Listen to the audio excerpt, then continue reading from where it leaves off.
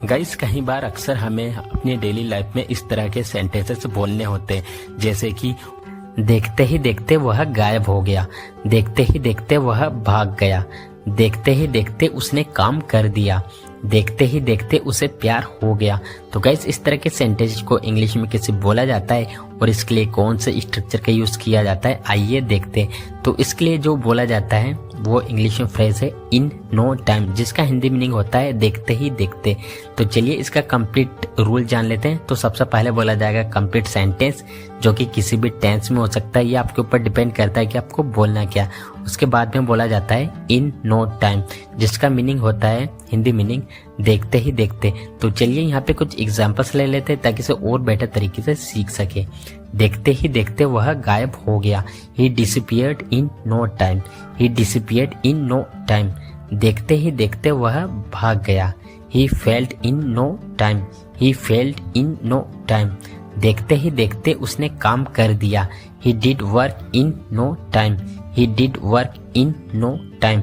देखते ही देखते उसे प्यार हो गया, she fell in love in no time, she fell in love in no time. बच्चे बाहर खेलने की राह देख रहे हैं, वह उसके आने की राह देख रहा है।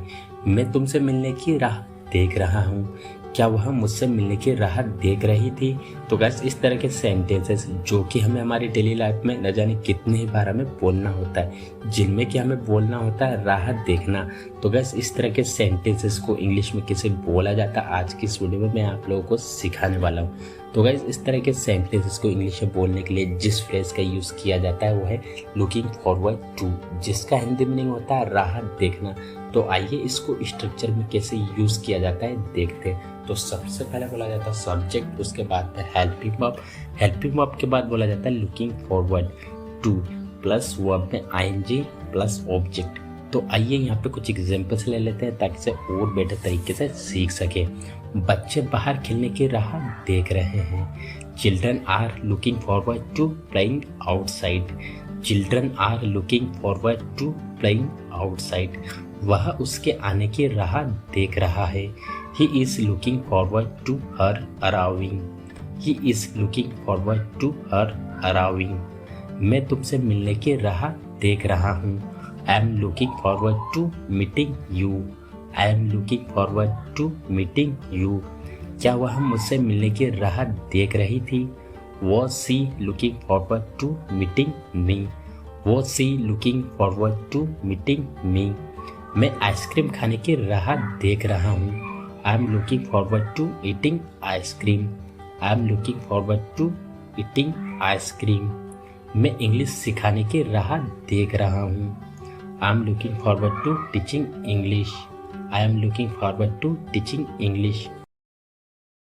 तुम यहाँ किस हक से आए हो, तुमने किस हक से उसे थप्पड़ मारा, वह किस हक से यहाँ आया, तुम किस हक से उनसे बात करते हो। तो गाइस जैसे कि आप यहाँ पर देख पा रहे हो, यहाँ पर एक चीज जो कि बहुत कॉमन है, किस हक से। तो इसको इंग्लिश में बोलने के लिए कौन से स्ट्रक्चर का यूज किया जाता है, तो आइए देखते हैं। तो गाइस इसके लिए जो स्ट्रक्चर का यूज किया जाता है, जो फ्रेज है वो है फॉर व्हाट राइट, जिसका हिंदी मीनिंग होता है किस हक से या फिर किस अधिकार से। दोनों का एक ही मतलब होता है, बस कहने का फर्क होता है। तो आइए इसको यूज करने का कंप्लीट रूल जान लेते हैं। तो सबसे पहले बोला जाता है for what right plus helping verb plus subject plus man verb plus object. अगर आप राइटिंग कर रहे हो तो उसके बाद में क्वेश्चन मार्क लगाओगे ऑब्जेक्ट के बाद में। तो चलिए यहाँ पे कुछ एग्जांपल्स लेते हैं ताकि इसे और बेटर तरीके से सीख सके। उसने किस हक से मेरा लैपटॉप लिया, मतलब उसने किस अधिकार से मेरा लैपटॉप लिया। For what right did he take my laptop, for what right did he take my laptop. तुम यहाँ किस हक से आए हो, मतलब यहाँ पर तुम किस अधिकार से आओ। For what right have you come here, for what right have you come here. वह किस हक से तुम्हें डांट रही थी। For what right was she scolding you, for what right was she scolding you. तुम किस हक से उससे बात करोगे। For what right will you talk to her, for what right will you talk to her. तुमने किस हक से उसे थप्पड़ मारा। For what right did you slap her, for what right did you slap her. वह किस हक से तुमसे पैसे मांगता है, मतलब कि किस अधिकार से वह तुमसे पैसे मांगता है। For what right does he ask for money from you. For what right does he ask for money from you. वह किस हक से यहाँ आया। For what right did he come here. For what right did he come here. आइंदा से ऐसा नहीं होगा। आइंदा से मैं डेली इंग्लिश बोलने की प्रैक्टिस करूंगा। आइंदा से तुम्हें वहां जाने की जरूरत नहीं है। आइंदा से वह इस तरह नहीं बोलेगा।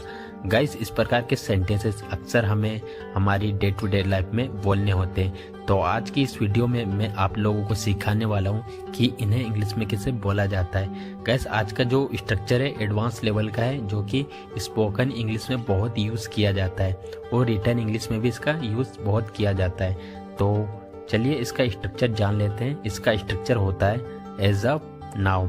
एज ऑफ नाउ इसका मतलब होता है हिंदी में आइंदा से या फिर आज के बाद से। आइंदा से या फिर आज के बाद से।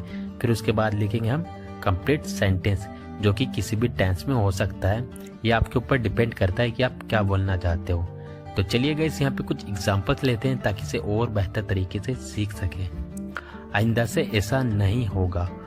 As of now, it will not happen. As of now, it will not happen. आइंदा से मैं डेली इंग्लिश बोलने की प्रैक्टिस करूंगा। As of now, I will practice to speak English daily. As of now, I will practice to speak English daily. आइंदा से तुम्हें वहां जाने की जरूरत नहीं है। As of now, you don't need to go there. As of now, you don't need to go there. आइंदा से वह इस तरह नहीं बोलेगा।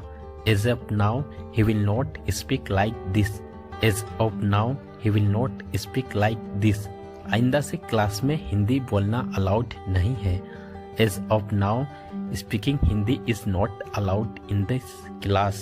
As of now, speaking Hindi is not allowed in this class. आइंदा से मैं इंग्लिश वीडियोस देखूंगा। As of now, I will watch English videos. As of now, I will watch English videos. आइंदा से मैं झूठ नहीं बोलूंगा। As of now, I will not tell a lie. As of now, I will not tell a lie. Guys, आज के लिए बस इतना ही। अगर आपको वीडियो पसंद आया तो वीडियो को लाइक करें। अगर आप हमारे चैनल पर पहली बार आए हो तो चैनल को सब्सक्राइब करना ना भूलें। मिलता है नेक्स्ट वीडियो में। Till then take